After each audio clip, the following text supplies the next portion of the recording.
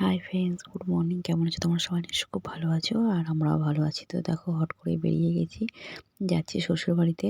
তো এই কদিন আগে গেছিলাম, কাকা শ্বশুর মারা গেছিলো, তখন একবার গেছিলাম। তো এই এখন যাচ্ছি, সে সময় তো মেয়ে যায়নি। তো আজকে সানডে, তো মেয়েকে নিয়ে আমরা বেরিয়েছি। চলো একটু ঘুরে আসি, কদিন কোথাও বেরোয়নি সবাই একসাথে। তো সেই ভেবে একটু বেরোলাম। তো শাশুড়ির শরীর অসুস্থ একটু আছে, তো সেই জন্য একটু চলো দেখাও করে আসি। তো সেইভাবে বেরিয়েছি। তো কিছু কিছু ভালো ভালো ভালো মুহূর্ত তোমাদের সামনে তুলে রাখার চেষ্টা করি, তোমাদের সঙ্গে শেয়ার করব বলে। তো সেই আর কি। তাই দেখো সবাই মিলে বেরিয়ে গেছি। মেয়ে না তো সামনের সিটে ঘুমাচ্ছে আর আমরা ঘুমাইনি, আমরা জেগে আছি। তো চলো সঙ্গে থাকো। অনেক ভোরবেলায় বেরিয়েছি, যার জন্য মানে ঘুমটা পেয়ে গেছে। আজকে সানডে ও রেস্টের দিন, তো আজকে রেস্ট আর হলো না, অনেক দেরি করে একটু ঘুম থেকে উঠে, তো সেটা আর হলো না। তো চলো সঙ্গে থাকো, ব্লগটা দেখতে থাকো।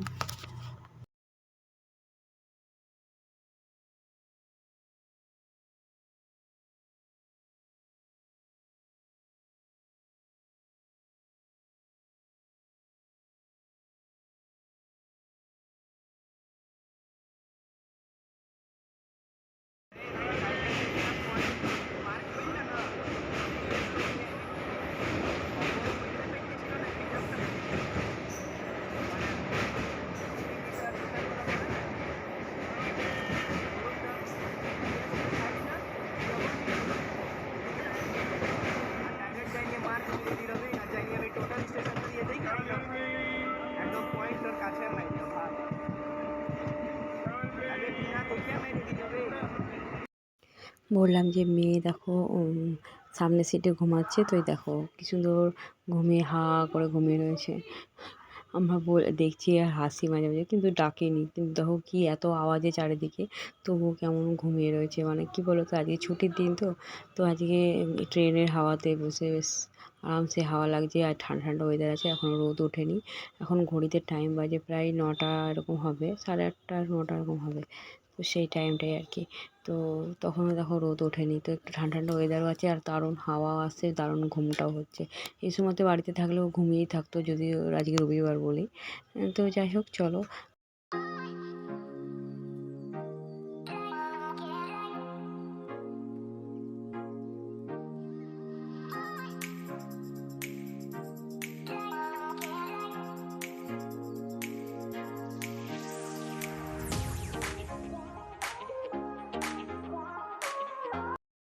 তো দেখো চলে এসেছি শ্বশুর বাড়িতে। মানে দেখো শাশুড়ির গাছে কত আম হয়েছে, মানে দাঁড়িয়ে দাঁড়িয়েই মানে আমগুলো ধরা যাচ্ছে। আর সেটাই আর কি মিস করছিলাম ওই টাটার বোনটার মেয়েটার জন্য।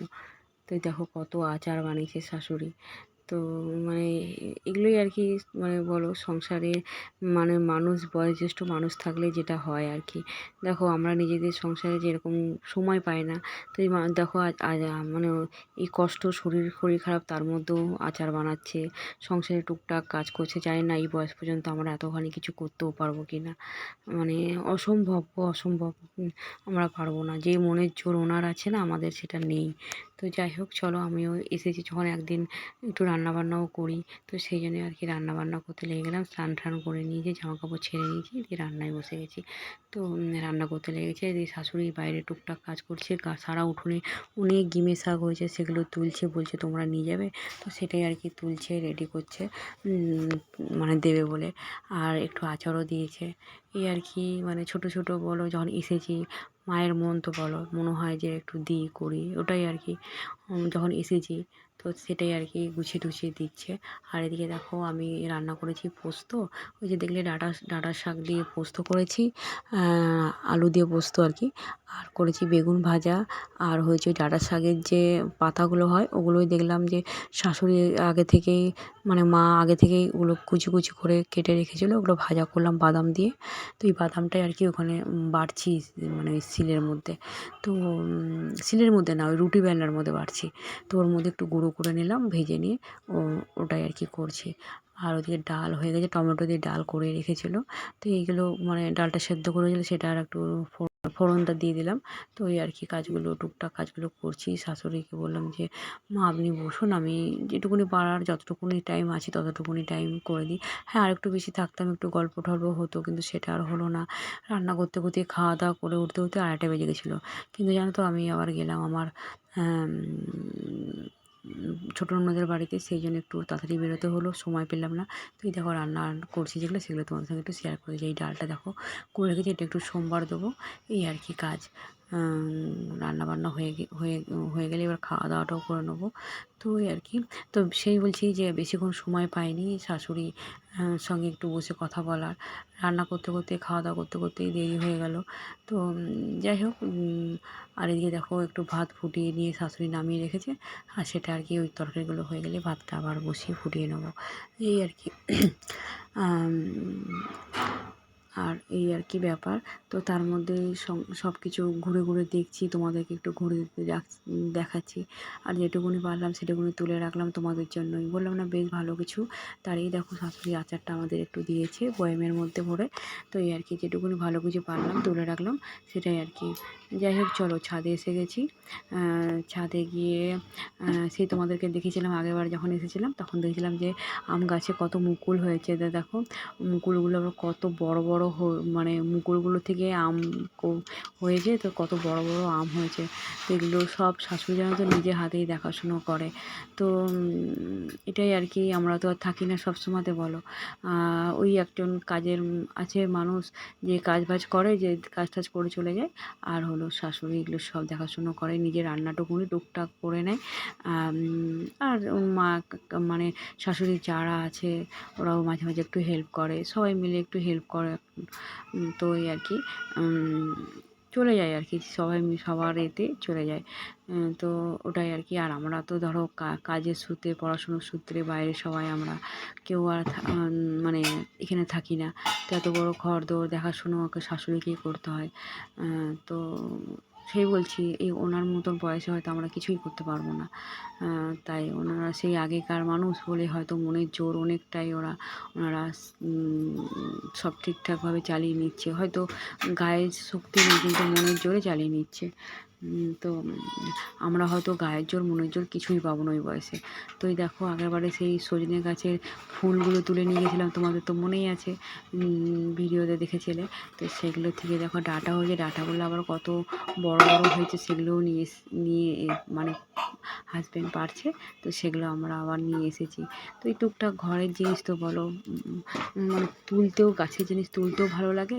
আর হলো বেশ নিয়ে আসতে ভালো লাগে, দেখতেও ভালো লাগে। ছুঁয়ে ছুঁয়ে আমগুলো দেখছি না, মনে হচ্ছে যেন কী যেন, মানে কী যেন কিসে যেন একটা আমরা টাচ করছি, মানে অদ্ভুত অনুভূতি।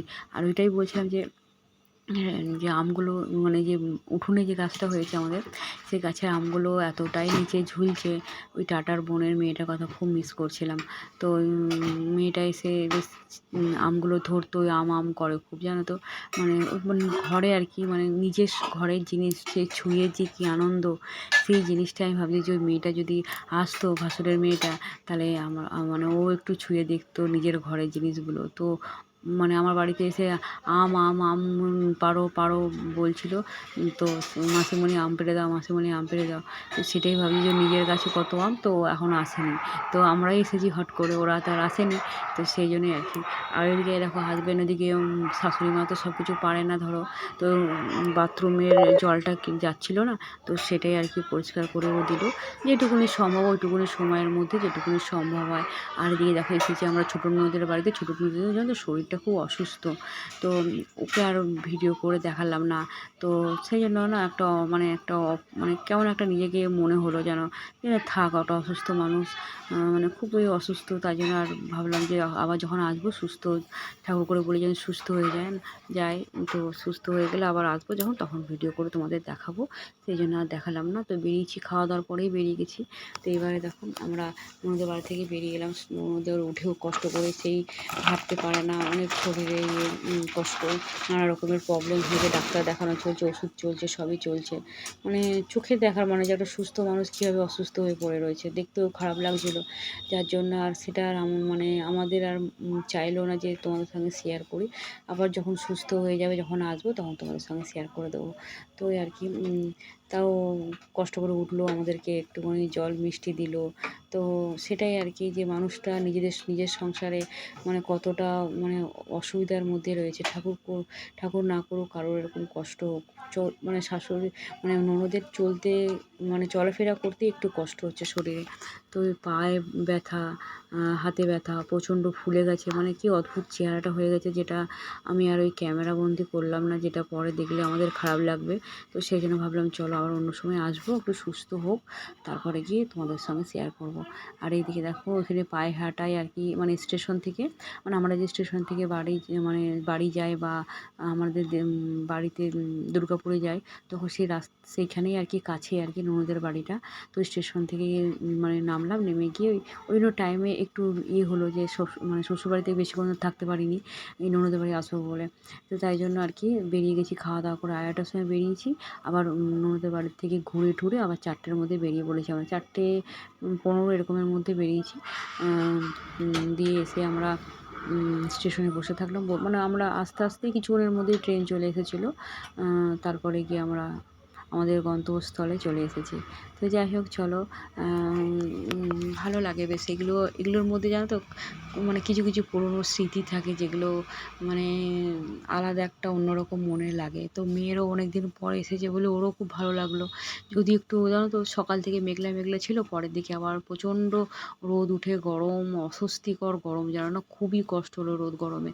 তো আমাদের দিকটা একটু মেঘলা মেঘলা ভাব ছিল, জানো তো, এদিকে এসে দিলাম খুব মানে চড়া রোদ, গরমও লাগছিলো খুব। তো কী করবো বলো, একটাই দিন, আবার একদিনই আসা যাওয়া, এতটা জার্নি, শরীরে কষ্টও হচ্ছিলো, কিন্তু সে কাজটা আমাদের করতেই হতো। ছুটি সবসময় থাকে না, মেয়েকে পায় না, আমরা নিজেরা কোনো হয়তো কাজে ব্যস্ত হয়ে যাবে, তাও সত্ত্বেও জানো তো, তোমাদেরকে বলি যে আমরা বেরিয়েছি রাতে 11:30 11:45টার সময়, ব্লাউজ ডেলিভারি দেওয়ার কথা, সেটা আমরা তাদের বাড়িতে না পৌঁছে ভাইকে দিয়ে আসলাম। ভাই সকালে দোকান যখন যাবে তখন ওই যার ব্লাউজ তাকে দিয়ে দেবে। তো আমরা বেরিয়েছি সকালবেলায় 6টার সময়, আর ওরা মানে যাদের ব্লাউজ ডেলিভারি তাদেরও বিয়েবাড়ি আছে, তো ওরা বেরোবে 12টার সময়। তার জন্য রাতের বেলাতেই ভাইকে দিয়ে দিয়েছি, সকালে আমাদের টাইম হবে না বলে। মানে এতটাই চাপ, মানে কি বলবো, সবার কম্বিনেশন তো সমান হয় না, একই রকম হয় না। আবার এই সুযোগ পেয়েছি যে 3জনেই মিলে একটু বেরোতে পারবো, যে সবাই মিলে তাড়াতাড়ি করে তোড়জোড় করে দুজনে মিলে কাজগুলো শেষ করে নিয়ে ভাইকে দিয়ে, আমরা রাতের মধ্যে ভাইকে দিয়ে তারপরে ঘরে এসে খাওয়া দাওয়া করে নিয়ে ঘুমিয়ে পড়লাম, যে সকালে বেরোতে হবে। তো সেই জন্য একটু লেটও হয়ে গেল, মানে একটু চাপ হয়ে গেল কাজ নিয়ে বেরোতে, শেষ করে একটু রেস্ট হতো, বেশি একটু তাড়াতাড়ি করে ঘুমালে তাড়াতাড়ি রেস্ট হতো, সেটা আর হলো না।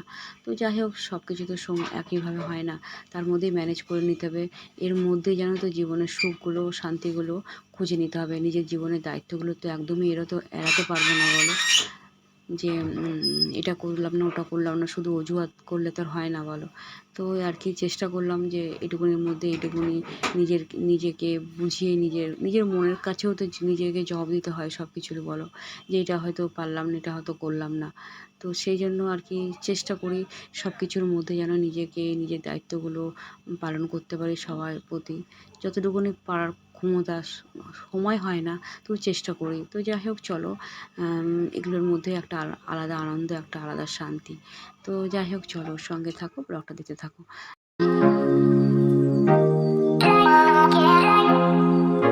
তো দেখো চলে এসেছি, তারপরে এতটা টায়ার্ড, গরম জানো না, এখানে এসেও দেখছি খুব গরম।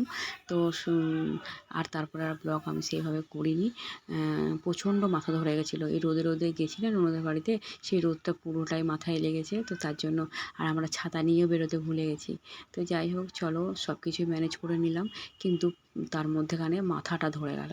তো মাথাটা ধরে গেছে যখন, তখন আর পাচ্ছিলাম না, সারাদিন এসে নিয়ে তাড়াতাড়ি করে খাওয়া দাওয়া করে শুয়ে পড়েছি। তার মধ্যেও একটা বিপদ, যেন আমার বাপের বাড়ির পাড়াতে একটা মাসি সম্পর্কে বলি, পাড়ার মাসি যেরকম হয় আর কি, তো সেরকম মাসি একটা হঠাৎ করে মারা গেল। তো শরীর অসুস্থ ছিল, কিন্তু ধরো চলে গেল না, ছোটো থেকে মাসি মাসি বলে দেখে আসছি, সেটার জন্য একটু মনটা খারাপ হয়ে গেল। তো কি করব বলো তো, মানে এগুলো তো জীবনের এক একটা পার্ট বলো, তো সেগুলোই আর কি, কিছু করারও থাকে না কিছু, কিন্তু মনটা তো খারাপ হয়ে গেল বলো, যে একটা মানুষ চলে গেল। তো যাই হোক চলো, সেদিনটা রাতটা যেভাবে হোক গেল। মানে তাড়াতাড়ি করে খাওয়া দাওয়া করে এসে নিয়ে তিনজনই স্নান করলাম। আর হলো ভাইয়ের বউ একটু মাছ রান্না করেছিল, তো ও দিয়ে পাঠিয়েছিল সেটা। তো সেটা দিয়ে আর একটু ভাত বসালাম। তো ভাত আর হলো মাছের ঝোল দিয়ে আমরা রাতের খাবারটা খেয়ে নিয়েছি। আর এটা দেখো, তোমরা দেখছো পরের দিন ব্লগ। তো ওই দেখলে ডাঁটাগুলো নিয়ে এসেছি, যে ডাঁটাগুলো তরকারি করলাম কুমড়ো দিয়ে। আর এগুলো শাশুড়ি সে তুলে দিয়েছিল গিমের শাক। তো গিমের শাক দিয়ে বড়া করেছি। তো এই আর কি রান্না। তো চলো, বাকি যা রান্নাগুলো করছি, যা যা হবে তোমার সঙ্গে সব শেয়ার করবো সঙ্গে থাকার। এই দেখো আচারের সেই বোতলটা, যেটা শাশুড়ি দিয়েছে। তো সেটাই আর কি। আর এই আর কি রান্নাবান্না, সবজি কাটছি, কাজবাজ শুরু করেছি। আর সকালে উঠেই তো জানোই তো, কাজের মানুষ, কাজ তো করতেই হবে। সকালে উঠেই একটা ব্লাউজ কেটে নিয়েছি।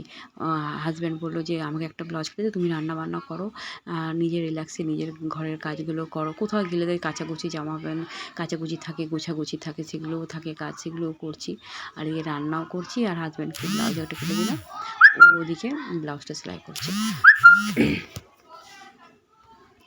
তো এই দেখো কুমড়ো আর আলু আর হলো ডাঁটা দিয়ে তরকারি করেছি। আর এদিকে দেখো গোবিন্দভোগ চাল আর একটা মুসুরির ডাল ভিজিয়ে দিয়েছি। এমনি চাল, মানে সেদ্ধ চাল দিয়েই করতে মাকে দেখেছি বড়া, কিন্তু আবার ভাবলাম কি যে একটু গোবিন্দভোগ চাল দিয়ে দিলে একটু হালকা করে, একটু হালকা বেশ মিষ্টি মিষ্টি গন্ধ আসবে। তো সেই জন্য সেটা দিলাম। এটা আমি নিজের মতন করে একটু ট্রাই করে দেখলাম, দেখতে পারো তোমরাও খেয়ে। জিনিসটা খেতেও বেশ ভালো আর সুন্দর, জানো তো এত সুন্দর লাগছিলো খেতে। বেশ হালকা গোবিন্দভোগ চালের গন্ধটা আসছিল, খুব ভালো লাগছিলো খেতে। আর এই দেখো সকালকে যেগুলো সাইডে করেছিলাম সেগুলো কাচাকুচি করলাম। তো এগুলো তো বললাম যে এগুলো তো একটা কাজ করতেই হবে সেগুলো। তো হাজব্যান্ড ওদিকে সেলাই করছে, আর এদিকে আমি ঘরের সংসারে কাজ করছি। সকালে উঠে কাচাকুচিগুলো করে নিয়েছি, করে নিয়ে দেখো শুকিয়েও গেল। আজকেও বেশ ভালো, সকাল থেকে রোদ উঠে গেছে। এদিকে রান্না বান্না করছি, সব কিছু কাজই তো সংসারে করতে হবে। আর যখনই সুযোগ পাই না, মন দিয়ে সংসারটা করি, জানো তো। এটা তোমাদের সবসময় বলি যে আমার একটা সংসারের কাজের একটা বেশ, মানে এটা একটা পছন্দর আমার জীবনের পার্ট, যেটা আমি তোমাদের সামনে তুলে ধরতেও পারি, আর আমি করতেও বেশ ভালোবাসি। হয়তো সময়, ভাগ্য সব কিছু আমাকে হয়তো সুস্থভাবে, স্বাভাবিকভাবে হয়তো আমার জীবনযাপনের করতে একটু অসুবিধা হয় কাজবাজের, যে সব দিন হয়তো সব রকমভাবে ঠিকভাবে করে গুছিয়ে উঠতে পারি না, তোমাদের সামনে ব্লগ রেডি করতে পারি না। কিন্তু জানো তো, মিস করি তোমাদের খুব, জানো তো, যখন ব্লগ না দিতে পারি। তো যাই হোক চলো, তোমাদের কথা না বললে একদমই হয় না, মনের কথা না বললে একদমই হয় না গো। পারি না মনের কথাগুলো একটু না তোমাদের কাছে বললে না, কিছুতেই ব্লগটা মনে হয় যেন আনকমপ্লিট। তো মনে হয় যেন তোমাদের সামনেই যেন আমার কিছু বলার থাকে, তোমাদেরকেই যেন আমার কিছু বলবো, এই চিন্তাভাবনা করেই যেন ব্লগটা শুরু করি, যে আমি কাকে বলবো, মনে হয় যেন তোমাদেরকেই বলি কিছু, এই আর কি ভাবনা চিন্তা। তো প্লিজ কিছু মনে করো না। আর এদিকে দেখো আগের দিনে লাউ, মানে ছাল ছিল, কুমড়োর ছাল কেটেছি, সেই সবজিগুলো ছিল, সেগুলো একটু পোস্ত বাটা দিয়ে, এই পোস্ত বাটা না সরি, কাঁচা পোস্ত দিয়ে একটু ভাজা করে নিলাম। তো এইটা খেতে খুব ভালোবাসে আর হাজব্যান্ড। আর এদিকে বড়া করেছি, আর ওদিকে হলো তোমার কুমড়ো ডাঁটা আলু দিয়ে তরকারি করেছি। এই দেখো তোমার বেটে নিচ্ছি এটা, তোমার ডাল আর ওই গোবিন্দভোগ চালটা একটু মিক্সি দিয়ে বেটে নিলেও হতো, কিন্তু জানো তো মিক্সির বাটা টেস্টটা একটু আলাদা হয়। আমি ভাবলাম যে চলো আমি নিজে হাতেই করে নিই, কী এমন বলো। এগুলো তো মারা, ঠাকুমারা এগুলো তো সবসময় তো করতো, শাশুড়িও জানো তো বাটে, নিজে বেটে সব তরকারি করে। আর দেখবে কেন বলছি বলো তো, কালকে পোস্তটা করলাম শ্বশুরবাড়িতে, তো ওগুলো পোস্তটা শিলে বেটে করলাম, তো এত সুন্দর লাগছিলো খেতে। তো দেখো ওইটাই আর কি, সেই জন্য একটু টেস্টটা ভালো হওয়ার জন্য শিলে বেটে নিলাম। তো যাই হোক চলো, খাওয়া দাওয়া করতে বসে গেছি। বড়া আর ওই লাউ খোসা আর আলু ভাজা, আলু খোসা দিয়ে ভাজা করেছি। আর ওই দেখো করেছি আমের চাটনি করা রয়েছে, আর হলো কুমড়ো ডাঁটা আলু তরকারি, এই দিয়ে আর কি আমাদের আজকের লাঞ্চ হলো। তো চলো ব্লগটা এখানে শেষ করছি। ভালো লাগলে লাইক কমেন্ট শেয়ার করে দিও, পাশে থেকো, আর প্লিজ প্লিজ সাবস্ক্রাইব করো আর কমেন্ট করে বলো ব্লগটা কেমন হচ্ছে। চলো টাটা।